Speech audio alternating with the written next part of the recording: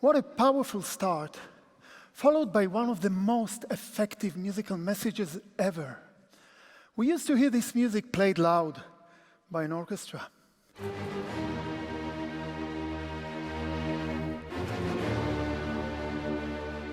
But now, when I say powerful, I mean to the inner power of the music. And we have here this beautiful string quartet who will help us to feel it, this power, and also will help me with the musical messages.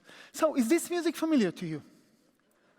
Yeah, I'm sure. And not only for people who used to go to the concert hall or listen to classical music, a pure success story that has had an impact and effect and presence for over 200 years and all over the world. Ludwig van Beethoven, in Hebrew we say Beethoven, but it's the same guy.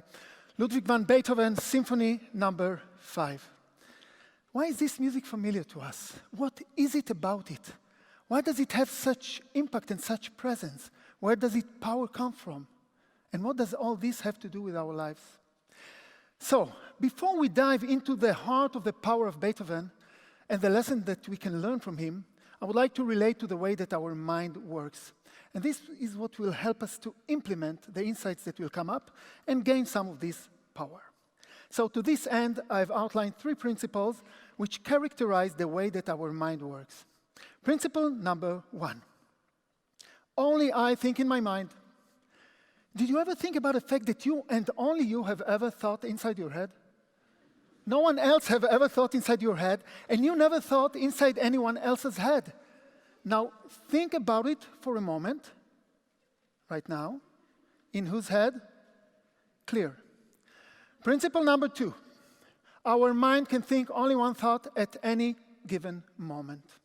Even if thoughts change from second to second, still there is room in our mind for only one thought at a time. Now, if you just had a thought negating this idea, did any other thought pass through at the same time?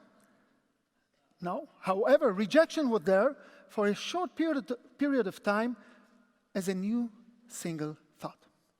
Principle number 3. We can think at any moment whatever thought we choose. So, before you discuss this thing between you and yourself, let's make a little exercise. Think about a color, any color. When you have it, raise your hands so I know you're with me. Thank you very much. Now think about an animal, certain animal.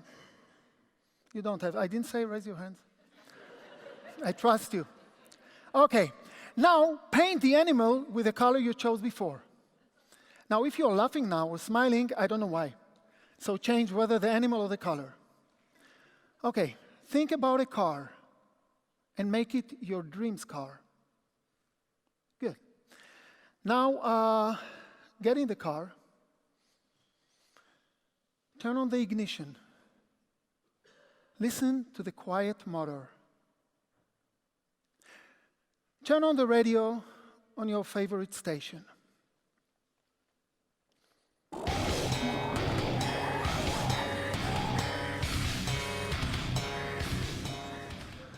You better turn on the radio on my favorite station.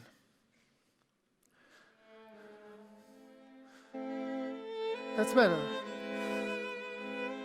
Now, think about where you want to go and listen to the music at the same time. Start on your way. Put your head out of the window. Feel the wind blowing in your hair, if you do have hair. Okay, guys, don't let this spoil the exercise, sorry. Thank you very much. Well, come back now. Okay, so, I have 2 questions now. Question number 1. Can you give yourself these instructions without me being here? Great, because I won't be here tomorrow, okay? Question number 2. Did you think For instance, during this time, when you're putting your head out of the window, feeling the wind in your face, did you think about your bank account? Or about your last argument? Even if these things are really bothering you now? No, you did not. Because in your mind, you were out there, feeling the wind in your face. So, only one thought, in our only one head, and this thought can be freely selected. If so, we have this amazing ability to acquire new things through the world of thoughts, which is all ours and in our control. And isn't it worthwhile to take advantage of this to improve the quality of our lives and our sense of empowerment? So with this information, or with these thoughts, let's go back to Beethoven's music mind.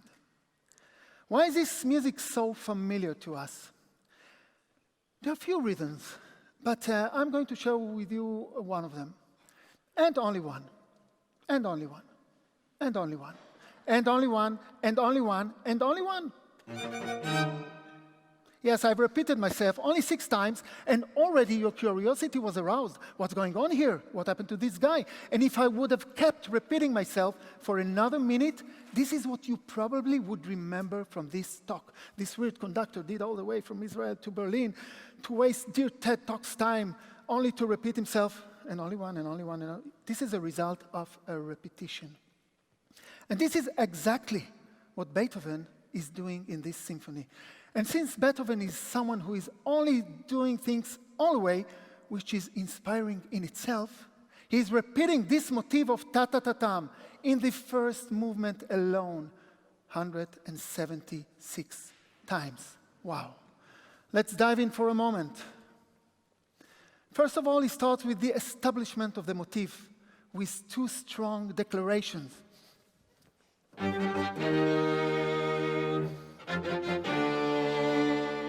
Like saying, I'm going to Ta Ta Ta Tam you today. and then he's on his way.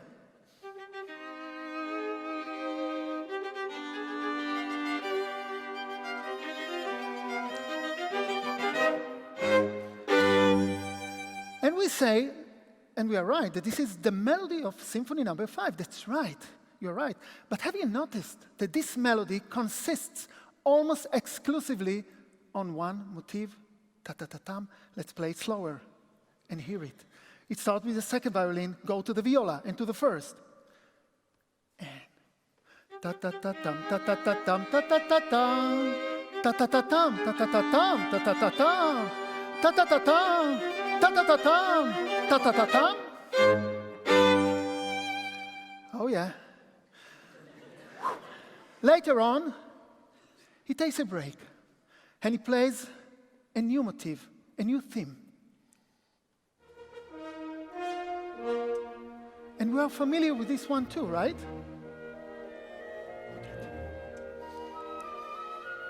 And it's a smooth, and it is very soft, like new face. But, you know, when I hear it, I'm not relaxing, because I hear down there, from the realm of the low instruments, someone who is doing Ta Ta Ta Tam, Ta Ta Ta Tam, Ta Ta Ta Tam.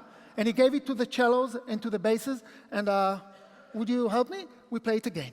Listen carefully.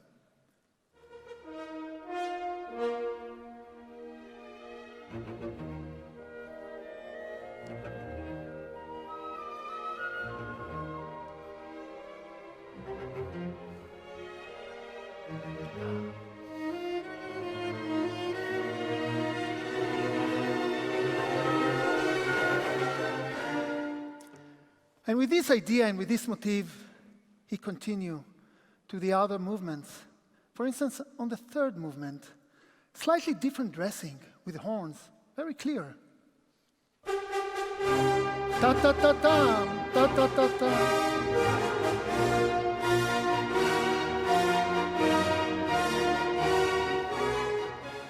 And in the same movement later, the strings are chatting, they're talking, you know.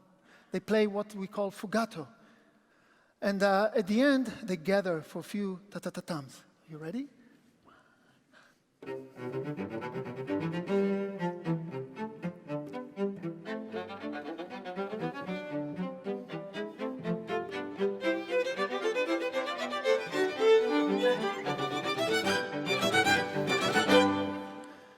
Yes, and also in the fourth movement, now we understand that it must come. Ta Ta Ta Tam, Ta Ta Ta Tam, Ta Ta Ta Tam. Let's hear it with a full score orchestra.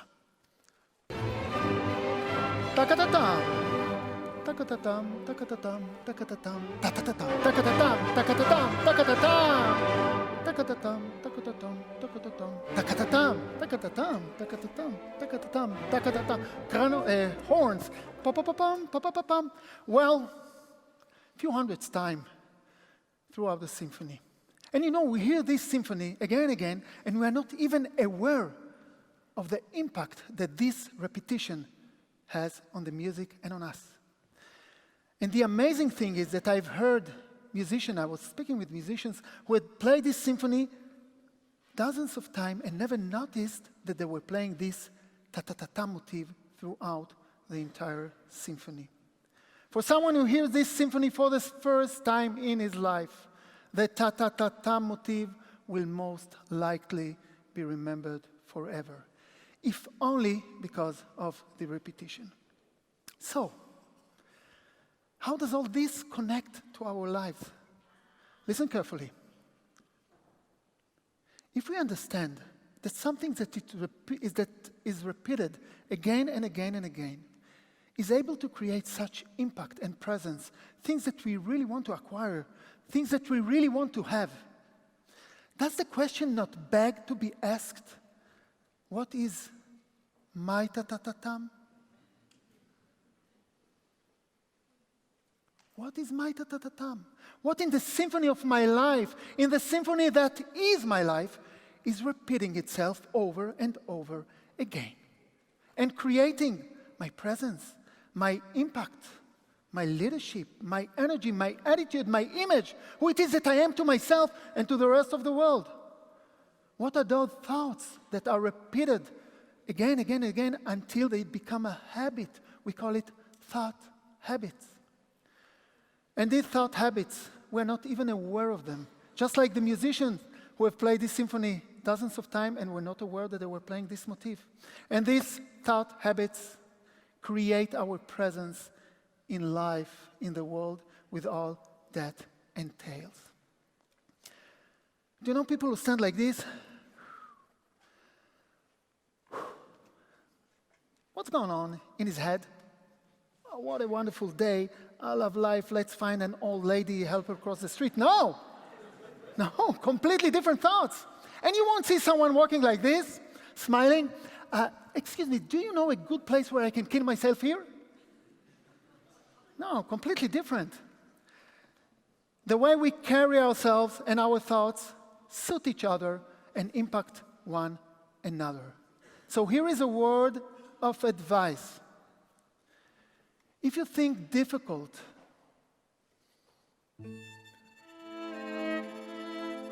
painful, bothersome, and you want to change it, stand up straight. This is easy to do, you know. And it will affect your energy and the way you think, because your mind will recognize a dissonance. And this is exactly what's happening here now. We feel uncomfortable with this. Thank you very much. We cannot stand like this and think low. And that's easy to do, to stand up straight. So let's now read and see on the screen some thoughts habits that we all have. And I want you to pay attention to the fact that they are pretty in pora to one another. Okay? I love life. Life is great. Or life is a nightmare. You can't trust anybody in this world. I trust the good. I love people. Oh, I don't want to see people. You know, this is for you to read, to choose, to select. And these thought habits, when we learn to be aware of them and to choose and select from them and to work with them, they have a very, very strong effect on the way that we design our lives in the long term. For instance, you know where I come from. I come from Israel. And I've this thought habit for years that I have no enemies. I have no enemies. I have no enemies, I tell you. I have no enemies. And it's a kind of state of mind that impacts my energy and my communication with people in a great way. But these thought habits can work also very well in the short term. And I give you now 2 examples of my favorite thought habits that I used to use before my concert and my talks. Number 1, before any talk or a concert, I dedicate the last few minutes to this repetition. It's going to be a great concert. It's going to be a great concert. It's going to be a great concert. It's going to be a great talk. It's going to be great. I did it there not long ago. It's going to be a great talk, going to be a great talk, going to be... I simply fill my mind with what I want to manifest, and I leave no space there for self-sabotage, okay? And I want to offer you to use it in your events. Just make sure that you do it between you and yourself and not loud on the street, because you may find yourself being led to a mental hospital instead of to where you want to go. The other one has to do with something that I never forget taking with me, love. I'm looking at the audiences before the concert or the talk, and I'm saying this: I love these people. I love these people. I love these people. I did it today too. Now, you don't have to prove me. Yes, I did it. You don't have to prove me that you are deserved to be loved. No. I simply fill myself with love and share this energy with you. So, before I finish my talk and Beethoven starts his, I want to dedicate the next few minutes for another Ta Ta Ta Tam, which is for me very, very, very important. This Ta Ta Ta Tam is responsible for so much of the pain and suffering of humanity. I think so. And I was debating whether to share it with you or not, but the organizers convinced me to do it. So I do it happily, and especially in the context of where I come from. So it goes like this. When an infant, in the age of 2.5, about the age of 2.5, an infant says for the first time in his life, I, me, mine. And we all get excited. This is the first expression of his mind as separate from the world, from others. It's a very important stage in the development of a child, but at the same time, a process of alienation may begin. The little child starts to see himself as separate, and from day to day identifies more and more with the elements of this identity. From now on, these are my toys, this is my body, these are my needs. And when he grows up, he learns what his identity of thinking is, meaning how and what should I be thinking. And he collects thoughts from the universe, from people, from the media, and he formulates them as my ideas, my opinions, my principles, and my beliefs, that little by little, in an unconscious way, become his well-defined I. And this I turned to be so solid over the years until he sees it as all of my essence. And the grown-up child has shaped his or her perception, and from now on, they live in a state of mind of me and my story. In the world of today, people do not usually fight one another in a struggle for water or food. Most wars take place because of ideas, principles, and beliefs. That the ego, or the people, they see them as the truth. But in fact, these are only collection of thoughts that the ego has confirmed years by years, this repetition. I'm right, I'm right, I'm right, I'm right, I'm right, I'm right. On one side of the coin, imprinted clearly, I am right, while on the other side, always, since the ego cannot exist without resistance, the hidden message, he's not right. And here comes the great moment of the obvious conclusions. He's not right, he's wrong. He's guilty, he's an infidel, he's a traitor. Too bad I didn't kill him when he was still a baby. The thought, I'm right, whenever it appears, is just another bar in the prison that we build around ourselves in our mind. In a certain stage in the life of every unaware grown-up person, he is not anymore belong to himself. He belongs to an idea, to a principle, to a concept. He loses his ability to choose. He lost his freedom. And here where the question is back to be asked, listen carefully. Are we condemned to a life sentence in the prison of our perception?